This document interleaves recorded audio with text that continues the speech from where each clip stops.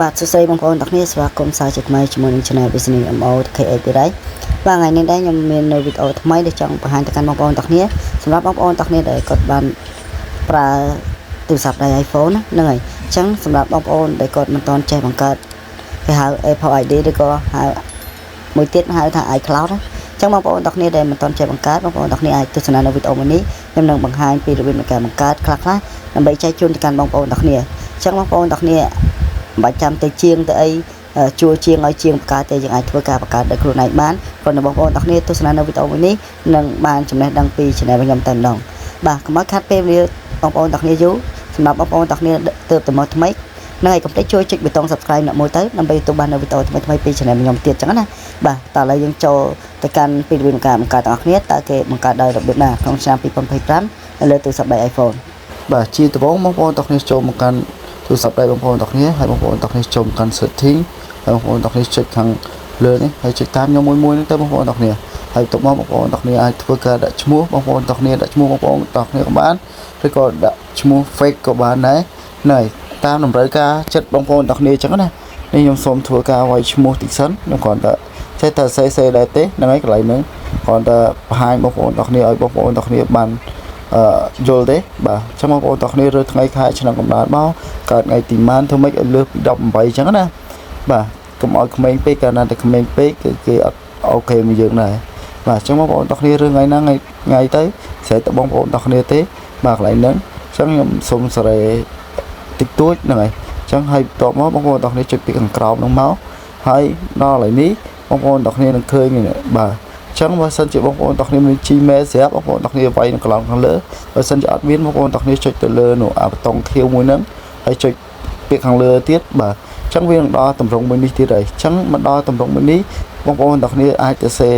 នៅឈ្មោះបងប្អូនទាំងគ្នាបានឡើងវិញបងប្អូនទាំងគ្នាចង់ទៅសេឈ្មោះបងប្អូនទាំងគ្នាក៏បានដែរហ្នឹងហើយចឹងបងប្អូនទាំងគ្នាគ្រាន់តែទៅសេឈ្មោះមួយណាដែលបងប្អូនទាំងគ្នាគាត់ថាស្រឡាញ់ចឹងណាបាទចឹងបងប្អូនទាំងគ្នាវាយមកតាមតម្រូវចិត្តបងប្អូនទាំងគ្នាដាក់ធ្វើម៉េចកុំឲ្យវាជន់ជាមួយនឹង password ដែរបាទនេះខ្ញុំសូមធ្វើការវាយឈ្មោះប៉ុណ្ណឹងហើយបន្ទាប់មកបងប្អូនទាំងគ្នាចុចពាក្យ continue ខាងក្រោមហ្នឹងហើយចុចពាក្យខាងលើ create ហ្នឹងបាទចឹងមកដល់កន្លែងនេះគេឲ្យបងប្អូនទាំងគ្នាដាក់នៅ password ចឹងសម្រាប់ password បងប្អូនទាំងគ្នាដាក់លាយអក្សរធំអក្សរតូចមកដាក់ធ្វើម៉េចដាក់ឲ្យចាំខ្លួនឯងអញ្ចឹងណាចឹងបងប្អូនទាំងគ្នាដាក់មកដាក់ស្រឡាញ់និយាយទៅស្រឡាញ់មិនដាក់ចឹងមកហើយ password ដាក់ចាប់ពី8ខ្ទង់ឡើងលើដើម្បីសុវត្ថិភាពចឹងណាតើតើជាមួយនឹងការសុវត្ថិភាពការ log in ចូលរបស់យើងចឹងវាសុវត្ថិភាពចឹងបងប្អូនទាំងគ្នាអាចធ្វើការដាក់តាមតម្រូវចិត្តបងប្អូនទាំងគ្នាកុំភ្លេចយកប៊ិចយកសភៅដើម្បីធ្វើការកត់ទុកផងកាលណាដែលយើងដាក់ហើយយើងអត់បានកត់ទុកវាអាចខ្លាចជាបញ្ហាមួយយើងភ្លេចចឹងណាតែធម្មតាតែជាប់ iCloud ហើយទូរស័ព្ទគឺបើឲ្យបងប្អូនទាំងគ្នាអញ្ចឹងរបៀបនៃការបង្កើតរបស់ខ្ញុំគឺរបៀបនៃការភ្ជាប់ iCloud ចឹងណាដើម្បីសុវត្ថិភាពទៅលើទូរស័ព្ទដៃបងប្អូនទាំងគ្នាហើយបងប្អូនទាំងគ្នាមិនបាច់ភ័យទេធ្វើម៉េចឲ្យបងប្អូនទាំងគ្នាចាំនៅ password ទៅគឺវាអត់ជាបញ្ហាសម្រាប់បងប្អូនទាំងគ្នាទេអូភ័យថាជាប់ iCloud ប្រើកើតអត់ទេបងប្អូនទាំងគ្នាបងប្អូនទាំងគ្នាត្រូវតែយល់ឲ្យច្បាស់ជាមួយនឹង iCloud ឬក៏ email ហ្នឹងហើយ iCloud គឺសម្រាប់បងប្អូនទាំងគ្នាប្រើ iPhone គឺវាល្អត្រង់ថានៅពេលដែលបាត់ទៅវាអាចធ្វើការរកឃើញវិញចឹងណាឲ្យតែបងប្អូនទាំងគ្នាចាំនៅGmail បងប្អូនទាំងគ្នាហ្នឹងហើយអញ្ចឹងបងប្អូនទាំងគ្នានឹងអាចរកឃើញទូរស័ព្ទដៃបងប្អូនទាំងគ្នាវិញបាទអញ្ចឹងបងប្អូនទាំងគ្នាអាចធ្វើការដាក់ទៅកន្លែងហ្នឹងហើយកុំឲ្យខាតពេលបងប្អូនទាំងគ្នាយូរបងប្អូនទាំងគ្នាដាក់password ធ្វើម៉េចខាងលើមិនខាងក្រោមចឹងដូចគ្នាចឹងណានេះឥឡូវខ្ញុំសូមធ្វើការដាក់នៅ password តិចសិនហ្នឹងហើយចឹងបងប្អូនទាំងគ្នាវាយមិនវាយទៅស្រែកបងប្អូនទាំងគ្នាទេខាងលើខាងក្រោមធ្វើម៉េច password ឲ្យដូចគ្នាពីកន្លោនហ្នឹងបាទចឹងកន្លែងហ្នឹងខ្ញុំសូមបញ្ជាក់ទៅកាន់បងប្អូនទាំងគ្នាបន្តិចដើម្បីឲ្យបងប្អូនទាំងគ្នាច្បាស់ចឹងណាចឹងមកខ្ញុំចាំខ្ញុំទៅមុខទៀតកាលណាបងប្អូនទាំងគ្នាដាក់កន្លែងហ្នឹងអត់ច្បាស់ណាស់ប្រកាសជាជាប់ iCloud ចឹងបងប្អូនទាំងគ្នាឥឡូវខ្ញុំបាន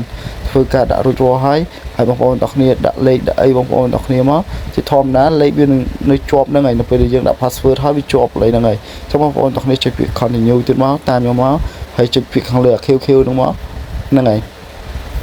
vàយើង scroll វាតិចទៅយើងចុចពាក្យកន្លែងដែលខ្ញុំបង្ហាញហ្នឹងទៅ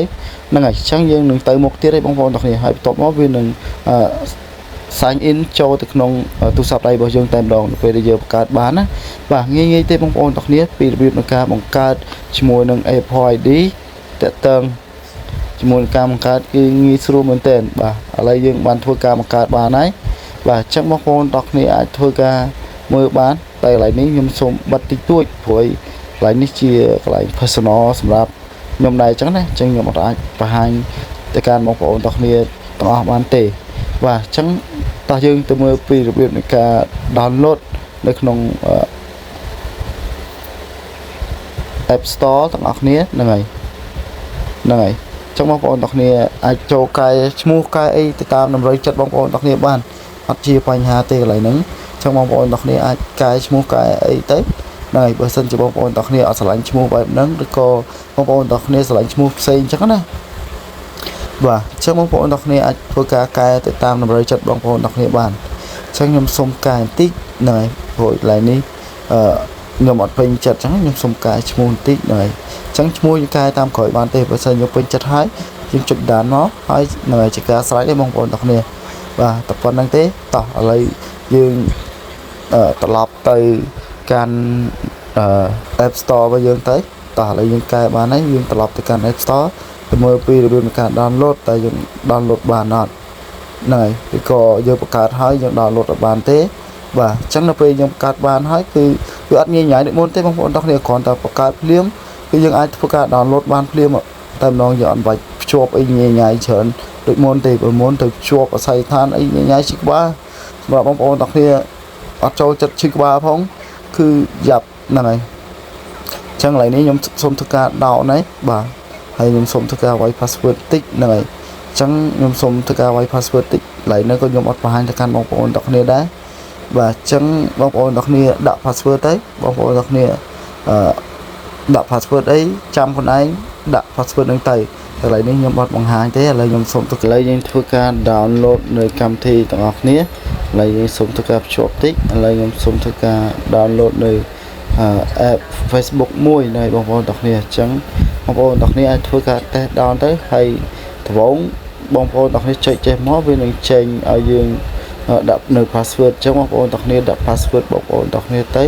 ហ្នឹងហើយបាទនៅពេលបងប្អូនទាំងគ្នាបានដាក់ធ្វើការដាក់ password ហើយហ្នឹងហើយវានឹង download ឲ្យបងប្អូនទាំងគ្នាអញ្ចឹងសម្រាប់វីដេអូរបស់ខ្ញុំមានតែប៉ុណ្្នឹងទេសម្រាប់ការចែករំលែកទៅកាន់បងប្អូនទាំងគ្នាបើសិនចូលចិត្តកុំភ្លេចជួយ subscribe អ្នកមួយផងអរគុណ